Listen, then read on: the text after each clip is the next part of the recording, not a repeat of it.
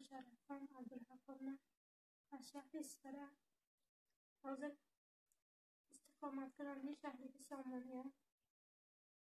بعد 6 سال میشود که من به کسری این داپلیتاسیون هر دو پا گرفتار شدم.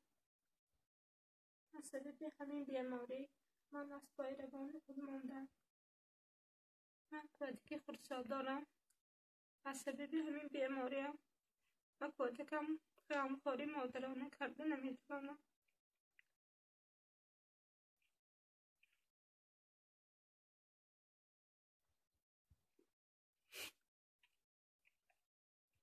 تبابت گرفتم و مرکز سلامتی شهر اسفره یعنی ولایت صبح مراجعت کردم و من دکتران جراحی تعیین کردم. برای جراحی به من مبلغ زیاد لازم. از این رو از خواهران برادران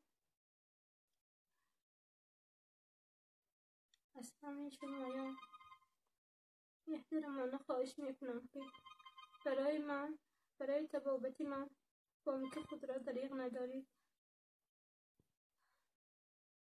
تشکر به همه شمایان سپاس خود را میرسانم. برای این جراحی هر دو پای من طبیبان به من 80,000 سامانی را تعیین کردند.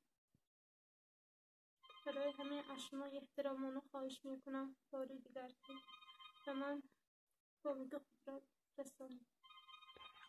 دریغ ندارید.